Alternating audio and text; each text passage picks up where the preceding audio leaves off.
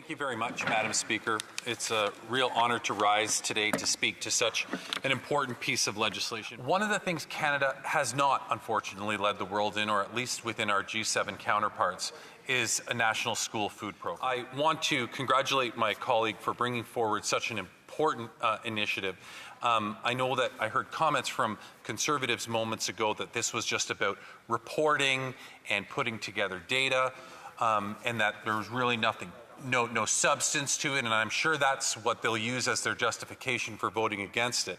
But in reality, what it does is it sets up a framework for a national school food program and the manner in which the data will be collected and reported back to the House. Of course, Conservatives who are keeping their eyes on forming government would never want to see that kind of data put before them, because it will just be a constant reminder of something that they are just philosophically against. Conservatives don't believe, let's be honest, they don't believe there is a role for government to play when it comes to supporting communities. They believe in an every person for themselves approach, and the strongest will survive, and that's it.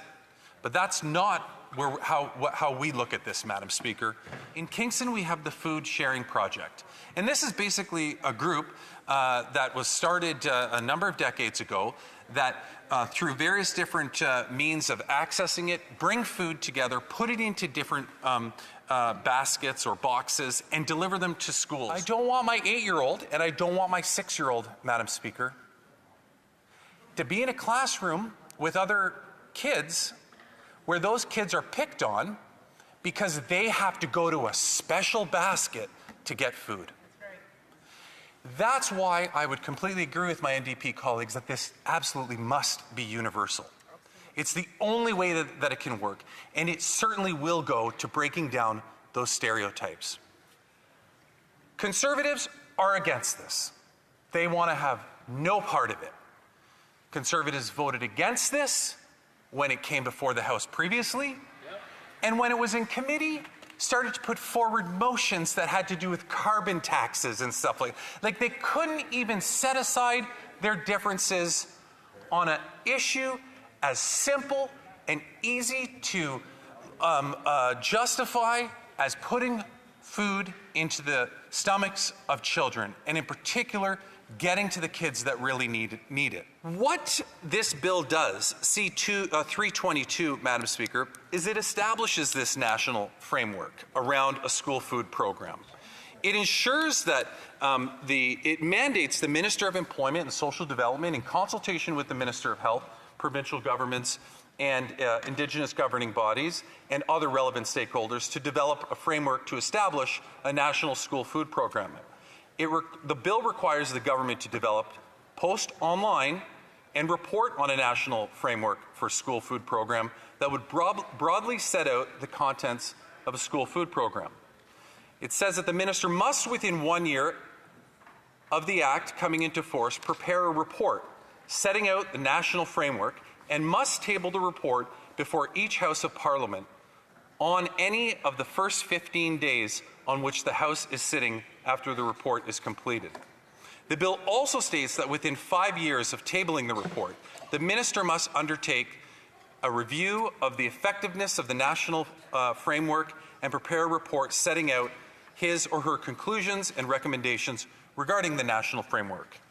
I would just, come towards the conclusion of my speech, Madam Speaker, by reflecting on some of the comments that I heard from my NDP colleague moments ago when she spoke.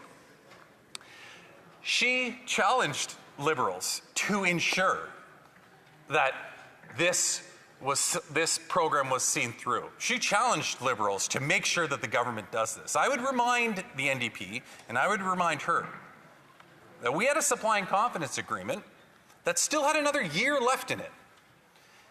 The NDP is now in a very similar situation with the National School Food Program that they were in 2006 with the housing, with the National Housing Program to work with provinces, where all of the right components were in place. The motion was set out to deliver a housing plan throughout the country. And then what did the NDP do? I mean, we have a lot of respect for Jack Layton around here, and he did a lot of great things, but he also triggered an election then.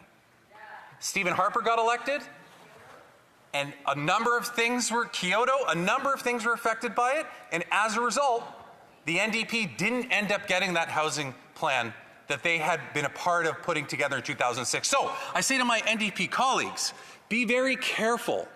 You have the power here to see this national school food program come to fruition. You have the power, because it's all in your hands, to make sure that we have the ability to deliver on this. It's one thing to call on us to do this. It's another thing to accept the fact that they have the responsibility to Canadians to ensure that it is seen through to the end. Thank you, Madam Speaker.